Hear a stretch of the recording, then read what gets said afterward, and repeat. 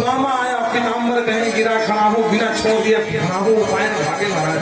7 देवड़ी पार सुदामा जी खड़े हैं महाराज। और सुदामा जी किस रूह की स्थिति में है कि भगवान जाने वो इतना बड़ो राजा महाराजा है गो, वह मौको पहचाने ना पहचाने, अपनावे ना अपनावे, द्वारपाल की तरह धक्के मार के भगा देवे भाई, कछु कहो ना जाए।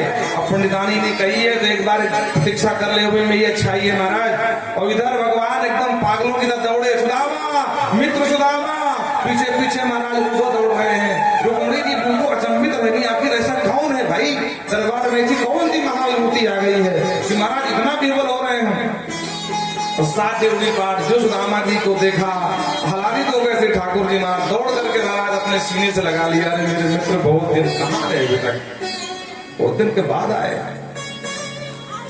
जो अपने प्रेम मास में जकड़ लिया। भगवान को लगा हमारे मित्र बहुत दुबले हैं, इनको चुभ न जाए, चोट न लग जाए, तो धीरे से बंधन हल्का ढीला कर दिया अपने बाहुओं का। सुदामा जी को लगा, देखा पुरानी मित्रता की वजह से दौड़ करके गले से ले आया है। और जब हमारे मेले को चले फटे पुराने कपड़े देखे तो थोड़ा तो जो है अपने छोटे जो अधिकारी हैं सेवक हैं इनके सामने राजसी ठाट बाट का ध्यान आया होगा, तो हमको बंधन मुक्त कर दिया।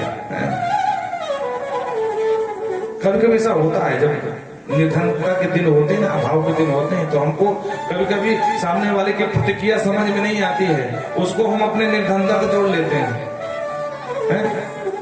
भगवान ने कहा मित्र आप चलो अंदर, ठीक है भैया चल तो नहीं गया। और सुदामा जी कोट की दबा कर कैसे महाराज आगे खड़े, भगवान अंतरपुर में ले गए, निसिंहासन पर बिठाए, बोले रुक्मिणी देखो महान विभूति ब्राह्मण देवता पधारे, जल लेकर के आओ, चरण धुलना मुझे।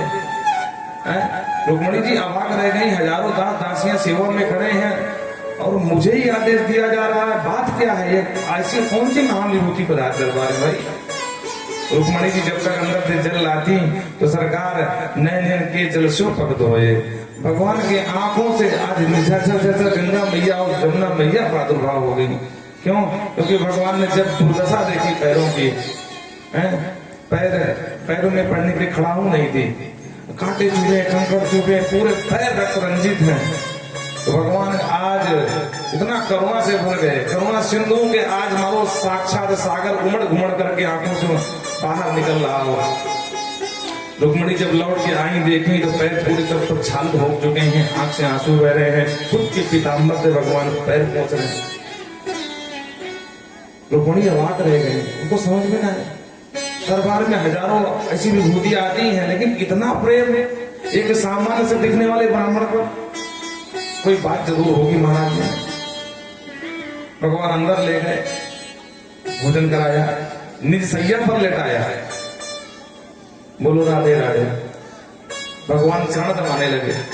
रुक्मिणी मैया पंखा, रुक्मिणी मैया से कह रहे ठाकुर जी रुक्मिणी पंखा करो, ब्राह्मण देवता को गर्मी नहीं लगनी चाहिए, ये हमारे मित्र हैं। बोलो राधे राधे। रुक्मिणी मैया ये हमारे मित्र हैं, इनको गर्मी बिल्कुल नहीं लगनी चाहिए। रुक्मिणी एकदम अवाक रह गए, महाराज जी क्या कह रहे हैं? ओहो हमको लगता है साइड को हैं क्या? वाह वाह भैया आपकी खूब जय हो, ठीक से ऊपर बैठ जाओ भाई। ये हमारे जो बीच में पधारे हैं, इसके पहले कथा विशायपुर में थी तो वहां से पधारे हैं, बड़ी श्रद्धा है आप लोगों की। शायद तीसरे ऐसे व्यक्ति हैं जो बेचारे कथा सुनने आए हैं। धन्य है आपके ग्राम की पावन धरा, आपके ग्राम के वहां के बसिंदे, हम तो बहुत प्रसन्न हुए भाई। सुदामा जी चरण दबा रहे हैं, ठाकुर जी कह रहे हैं रुक्मिणी पंखा चलो, पंडित जी को गर्मी नहीं लगनी चाहिए बिल्कुल। तो रुक्मिणी आदेश है, हजारों दास दासियां हैं, तो भगवान का नहीं रुक्मिणी आप पंखा चलाओ, हाथ से पंखा करो। सुदेव बाबा कहते राजा कौन कहेगा ये ब्राह्मण निर्धन है, कौन कहेगा? स्वयं लक्ष्मीपति भगवान चरण दबा रहे हैं और लक्ष्मी स्वरूपा रुक्मिणी पंखा कर रही हैं, कौन कहेगा कि ब्राह्मण निर्धन है? बोले गोवा दरिद्रो ही विशाल तृष्णा, अरे दरिद्री तो वो है जिसकी तृष्णाएं विशाल है, जिसका पेट नहीं भरता है, चाहे जितना गटक जाए फिर भी उसका तृप्ति नहीं हो रही है। किसका पाँव कहाँ से पाँव कैसे उड़ाऊं, उधर भरे के धर्म सिखाऊं, माता पिता बालक कहीं बुलाऊं, ये कलयुग का धर्म है। तो बोले दरिद्री वो नहीं जिसके पास धन नहीं है, दरिद्री वो है जिसके पास धन तो है पर पेट नहीं भर रहा है। महाराज 4 कोल्ड स्टोरेज हो गए, 4 भट्टा हो गए, महाराज इतना बड़ा कारोबार है, फिर भी कमी है। हम सोच रहे हैं एक बार विधायकी जीत जाए। बोलो राधे राधे। अभी भी विधायकी में उसकी इच्छा है या अन्य कोई व्यापार कर ले। तो दरिद्री वो नहीं जिसके पास धन, दरिद्री वो जिसके पास धन तो है फिर भी पेट नहीं भर रहा, और मिल जाए, कहां से मिल जाए, कैसे मिल जाए। अब कलयुग में बाबा तुलसी ने कर दिया, कह दिया स्पष्ट कि कलयुग में चतुर वही माना जाएगा जो परधन हारी, जो पराये का धन हरण ले वही चतुर बुद्धिमान माना जाएगा। बोलो राधे राधे। तो ध्यान रखना, पराये का धन हरने में तो सबसे ज्यादा बुद्धिमान होते हैं डकैत, बंदूक की नोक पर हरण कर लेते हैं। हाँ, उनको कोई सम्मान नहीं मिलता है, अंत में पुलिस की गोली से मारे जाते हैं। बोलो राधे राधे। हाँ, वो कानपुर में घटना हुई थी, वो कौन द्विवेदी थे, कौन सा था, हाँ नाम नहीं आ रहा, पिकरू गांव। हाँ महाराज में रास्ते में निपट गए, कोर्ट पहुंच ही नहीं पाए बेचारे, क्योंकि सख्त आदेश था कुछ भी हो जाए ये मूर्ख कोर्ट नहीं जाना चाहिए। हाँ बोलो राधे राधे। और निपाट दिए गए। तो कहने का मतलब ये है कि भगवान आज चरण सेवा कर रहे हैं। कौन कहेगा ब्राह्मण निर्धन है? आज पंडित जी की सेवा क्यों रही है? क्योंकि तप का प्रभाव है। तप बल बिल्प सदा बरियारा। तप का ये प्रभाव हुआ कि साक्षात लक्ष्मीपति और लक्ष्मी जी दोनों सेवा कर रहे हैं। अगर अब रामा जी तप ना किए होते तो आज चरण थोड़ी दबाते हुए, और चरण दबाते दबाते दबाते भगवान ने देखा कि हाथ ऐसे क्यों। तो भगवान ने पूछ लिया, अरे पंडित जी महाराज ये हाथ में क्या होगा? वो बोले भाई कहीं तो नहीं है भैया, पैदल पैदल आवे तो सामान्य से ब्राह्मण हो तो भयो वृद्ध है तो भैया नेक हाथ में दर्द है वो। और राम राम हम फालतू में 2 घंटा चरण दबा रहे हैं, आपके हाथ में दर्द, हम हाथ दबाएंगे। और जो हाथ दबाने के लिए आगे हाथ बढ़ाया, सुदामा जी घबरा गए, पोल पट्टी खुल जाए महाराज। एक कन्हैया भैया तेरी खूब जय हो, हाथ में लगाइयो भैया। और तब तक महाराज वो पोटली दिखाई पड़ गई। भगवान बिना देर के स्वयं जहार तंडुल की बंदी पोटली को भगवान ने एक झटके में तुरंत निकाल करके हाथ में ले लिया। और भगवान जैसे ले लिया तो सुदामा जी देखते ही देखते रह गए। भगवान ने सबसे पहले एक मुट्ठी चावल खा लिया, 1 लोग की संपत्ति का दान कर दिया। पर सुदामा जी को बिल्कुल जानकारी नहीं थी। ये है श्रेष्ठ मित्रता की पहचान।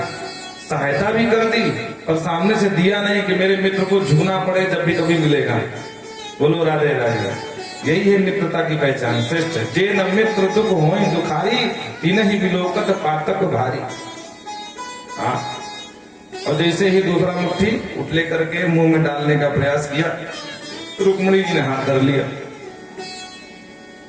मानो कहना चाहती हूँ कि सरकार 14 भुवन के मालिक थे, 1 भुवन तो लुटा ही दिए हो, 13 बचे और 56 करोड़ की जनसंख्या है। क्या मतलब है? बड़े करोड़पति बने, घूम रहे, रोड में आने का मन है क्या? रोडपति बनना चाहते सब कुर्ता दोगे, इसलिए शांति से ज्यादा भावुकता में न बहो। बोलो राधे राधे। ऐसे दान की कोई प्रशंसा नहीं करता कि खुद रोड में आ जाए दूसरे करोड़पति बना दे अपने दान करके। बोलो जय सिया राम। अथवा मानो ये कहना चाहती हूँ कि विशेष महान विभूति तपस्वी ब्राह्मण का प्रसाद हाथ का लाया हुआ अक्षत है, तो इतना बड़ा परिवार तो कम से कम 2 गाने सबको आ जाए। ऐसा कुछ करो, आप अकेले ही सब दबा ले।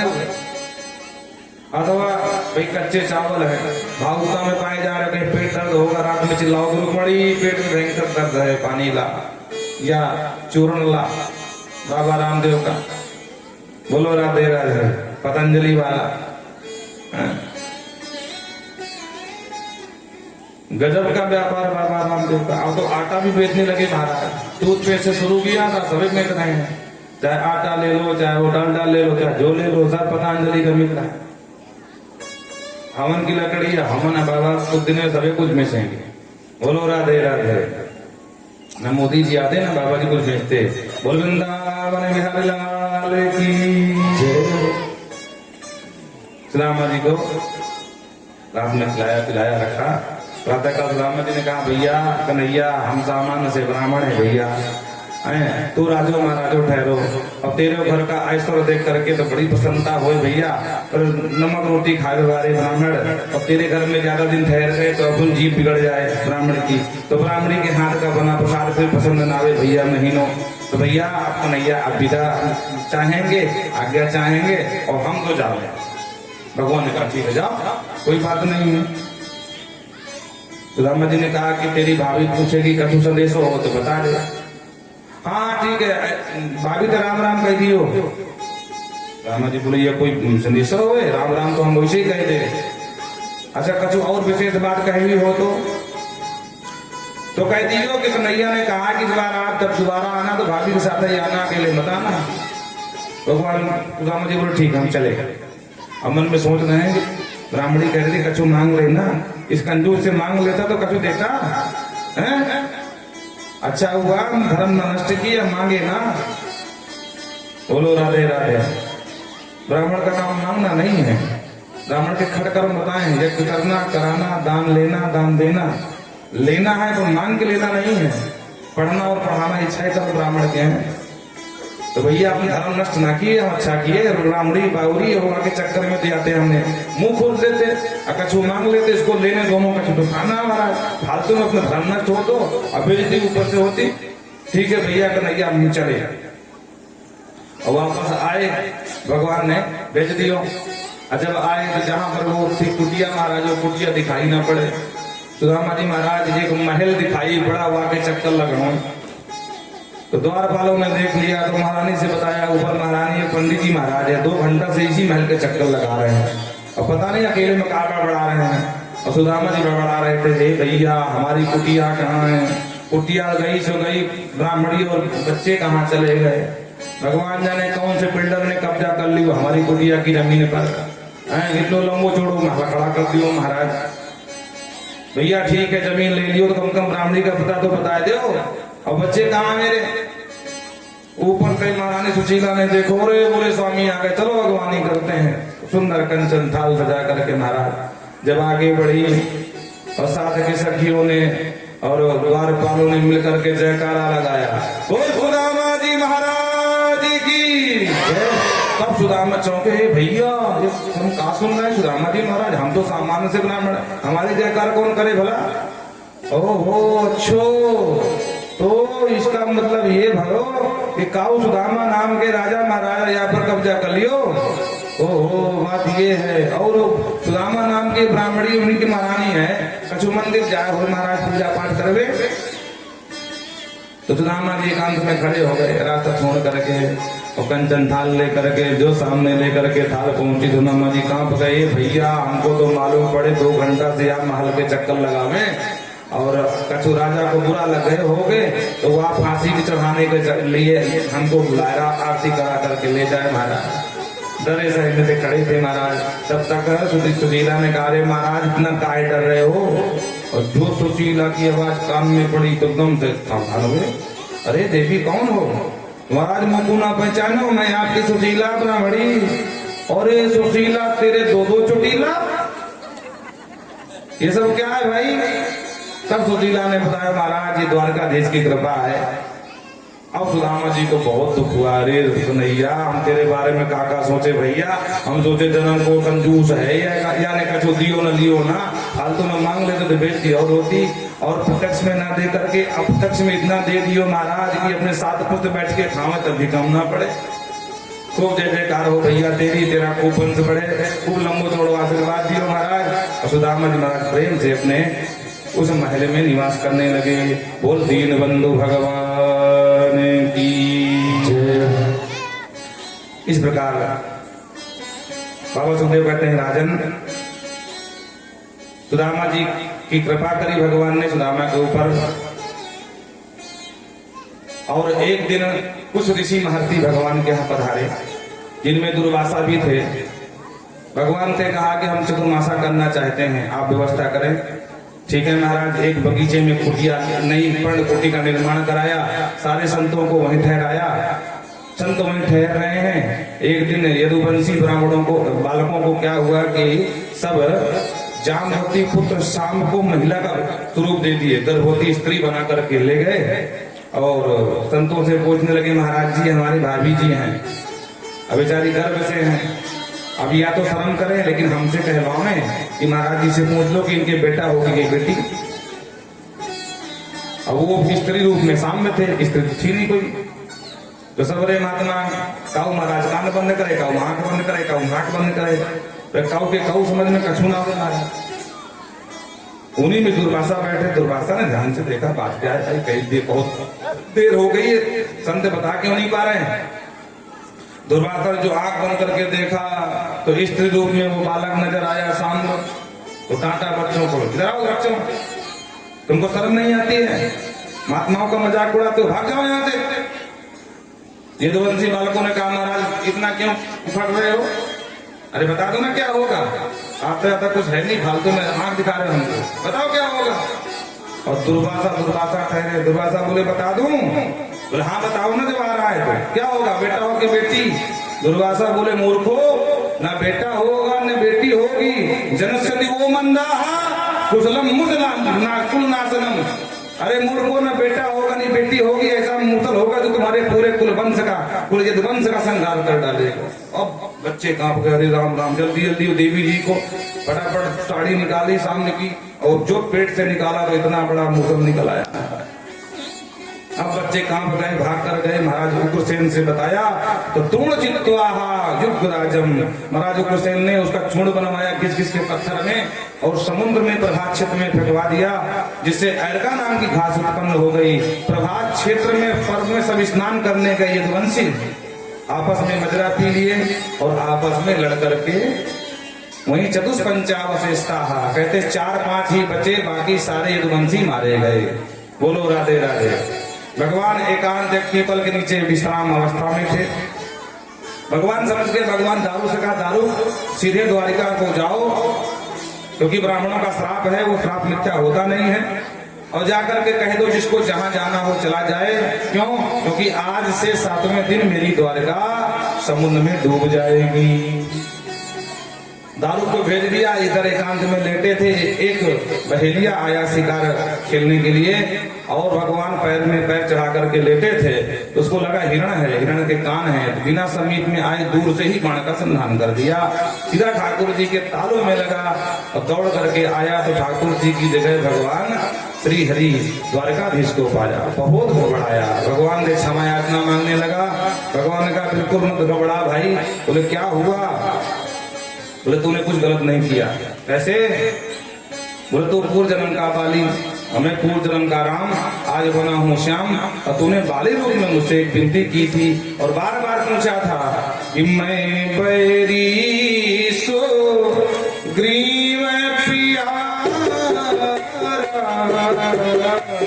मैं बैरी सो ग्रीव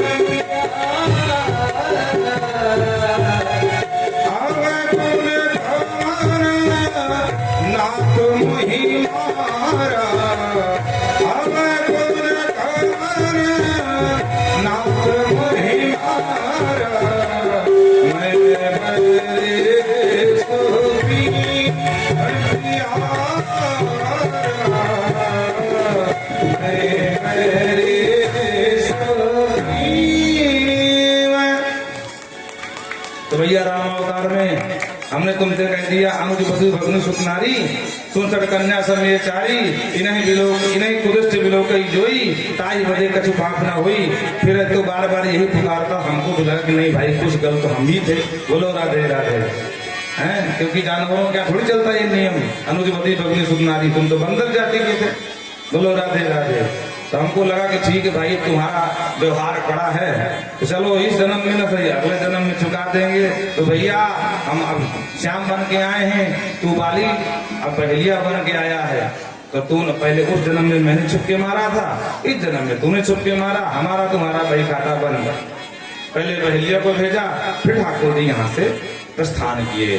बोल भक्तवत्सल भगवान की जय। महाराज सुखदेव कहते हैं राजन, भगवान के 24 अवतार प्रमुख होने हैं, जिनमें 23 हो चुके हैं, 24वां बाकी है। क्या?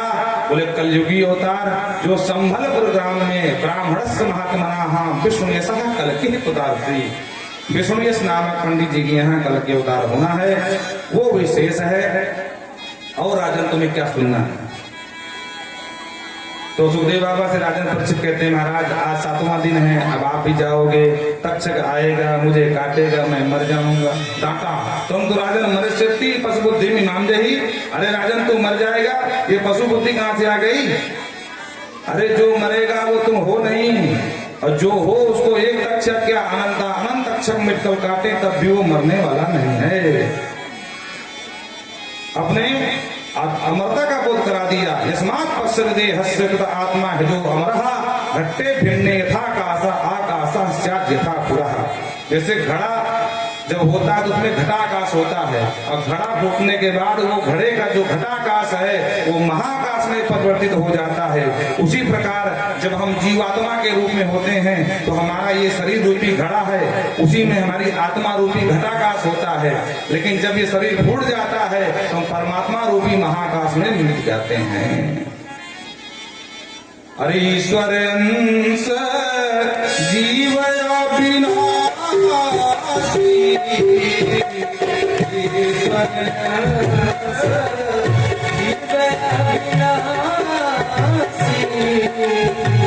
चेतन अमर सहज सुख राशि, चेतन अमर सहज सुख राशि, ईश्वर अंश जीव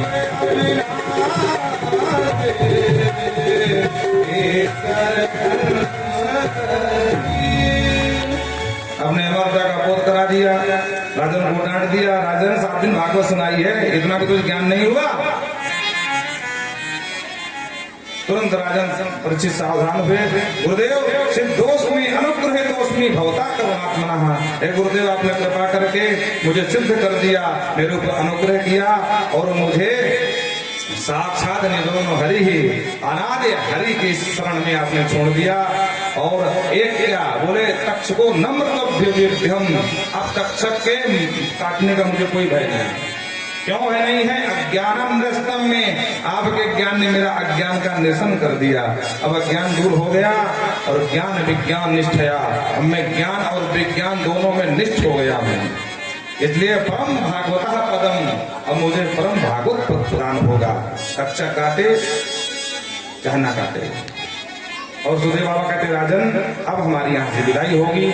सुखदेव बाबा विदाई लेके चल देते हैं और इधर तक्षक आता है, महाराज परीक्षित को डसता है।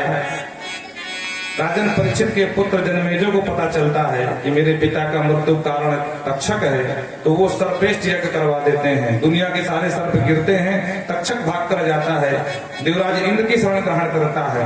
ब्राह्मणों को डांटते हुए कहते हैं कि हमको तक्षक चाहिए। ब्राह्मण बताते हैं कि महाराज वो इस दुनिया में नहीं है। कहाँ है? बोले इंद्र की शरण में है। जनमेजय कहते वो कहीं भी हमको तक्षक चाहिए। तो ब्राह्मण मंत्र पढ़ना शुरू कर देते हैं और सहेन्द्रम तक्षकम मखे स इंद्रम, इंद्र के साथ वो तक्षक भी मख माने यज्ञ की विशाला में आने लगता है।